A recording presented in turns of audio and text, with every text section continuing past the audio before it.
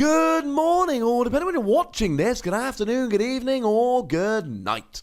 My name's Ross, and as always told, out of voice radio. So today, well, I'm going to be honest with you, ladies and gentlemen. Got a little bit of house cleaning. We got a little bit of finishing off to do. Because you see, Dark Order has been leaking in Japan. And we have looked at almost every single card from Dark Order. All the fully evolved Pokemon, lots of the good pre-evolutions. I mean, things like Pupitar and Alolan Grimer have had their own videos. Because they're really good cards.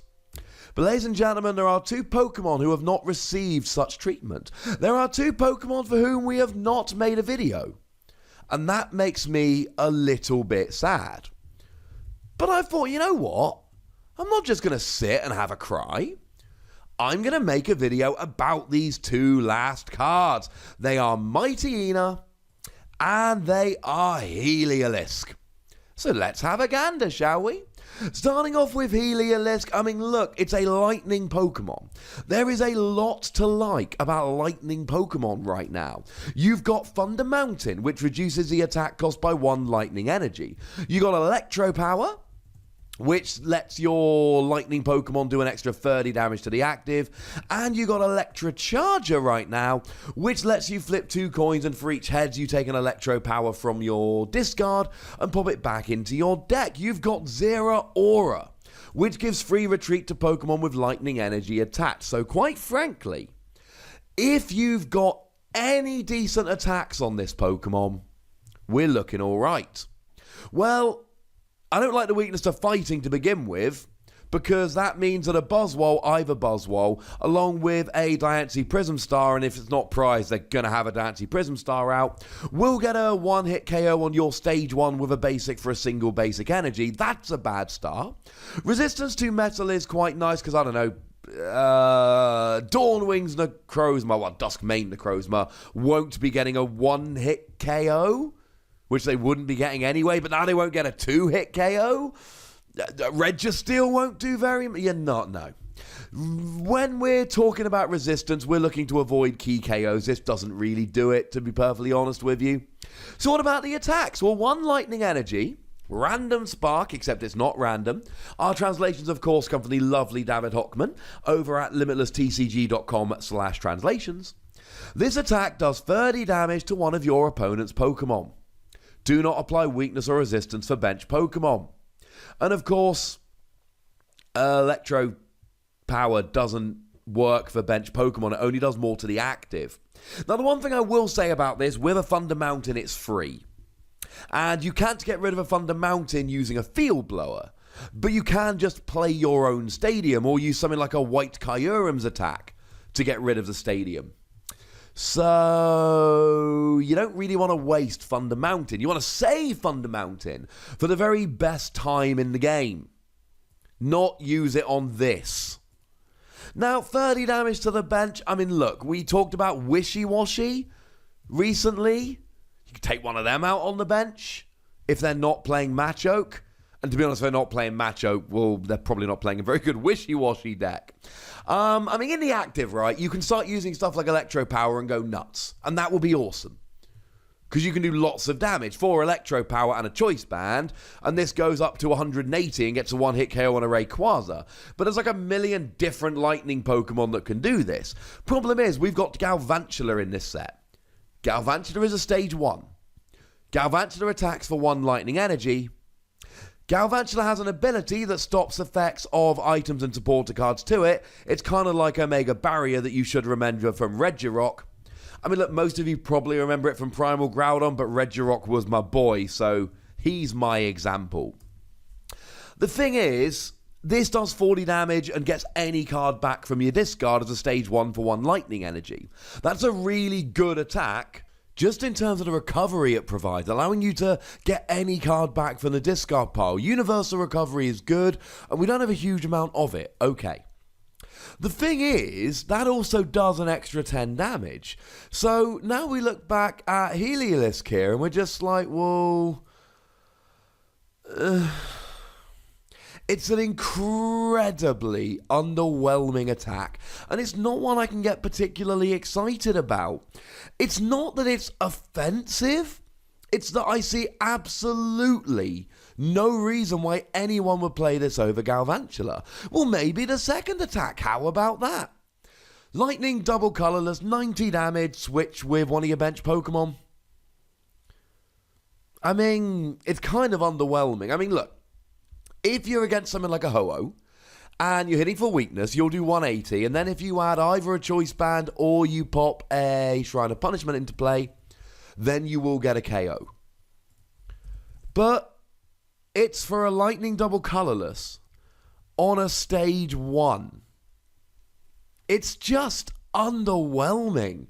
And I think that really is the kind of best word for Heliolisk here. It's underwhelming. It's not abysmal. It's not embarrassing. Certainly in a pre-release, I could see this being a pretty nice card. But no.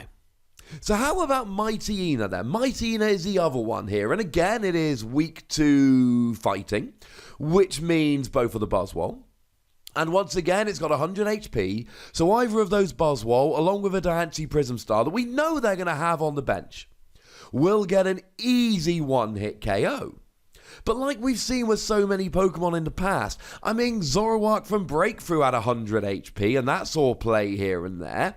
Zoroark GX is weak to fighting and gives up 2 prizes. If fighting weakness was horrific, no fighting weak Pokemon would ever be played. But they are. And it does have a retreat cost of 1, which is quite low. And it does have a resistance to Psychic, which is pretty good for stuff like Garbodor or Espeon. So it's not all bad here, and it's a Darkness Pokemon, right? So we've got Black Market Prism Star coming out, which is a phenomenal new Prism Star Stadium, which says that if a Darkness Pokemon with Darkness Energy is attached, they give up 1 fewer prize card. So actually here, there's quite a lot to like, if there are attacks to like. Which, I mean, look, alright, this one actually has a redeeming feature. It's not the attack that does 30 damage for 1 Darkness Energy. No. I hate it. I actively despise this, because what's the point? If I'm putting 1 energy on a stage 1, I want to do something else than just 30 damage. I mean, Buzzwole is a basic that can do 30 for 1 energy. But then if your opponent's got 4 prizes remaining, you do 120. Or we could go back to Galvantula that does 40 for 1 energy and recovers any card from your discard. This is not good. But the attack Dark Fang is not complete and utter garbage. Double colourless energy, 50 damage, discard a random card from your opponent's hand. Well, discarding cards is good, that's decent disruption. And certainly, if you were to play this after something like a Judge or a Marshadow, putting your opponent down to a 4-card hand, that would potentially be pretty nice. That I could get on board with. And the 50 damage here, with a Choice Band and a Devoured Field, goes up to 180. And that means that you're getting a 1-hit KO on Dawnwing's Necrozma. And if you then also had a Shrine of Punishment in play, you would be doing 190 and getting a 1-hit KO on Bayonet. So the numbers here aren't atrocious if you're hitting for weakness, and you do get to discard a random card from your opponent's hand, but it just seems a little bit underwhelming. It's a bit more expensive, but for a Darkness double colourless on Pangoro, you do 60 damage, and your opponent discards 2 cards from their hand, and you got 140 HP. Now, I know that a double colourless energy is a much better attack cost than a Darkness double colourless, but it's a significantly, as far as I'm concerned at least, it's a significantly worse version of Pangoro. So just play Pangoro. Ladies and gentlemen, these 2 cards are not terribly exciting. They are not overwhelmingly great. However, I pride myself on looking at every card in the set. And now we have. And you never know. I mean, Mightyena certainly does have a little bit of potential here. It might end up being that somebody one day makes a bit of a disruption deck where they use cards like Judge and maybe some others which are released in the future, to put your opponent down to a 1-card hand and then discard it using Mightyena. You never know, ladies and gentlemen. That could happen. For the time being, both of these cards are just underwhelming. I'm giving Heliolisk between 1 and 2 Wassies. We don't give half Wassies, that would be barbaric. It's just a garbage version of Galvantula.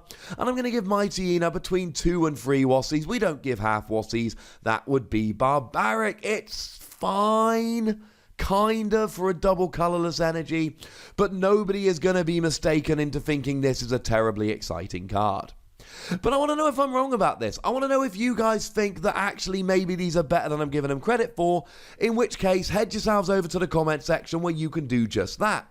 And of course, make sure you like this video, subscribe to this channel, follow me on Twitter at @TheWassie, and Twitch for some live action at twitch.tv/PTCGRadio.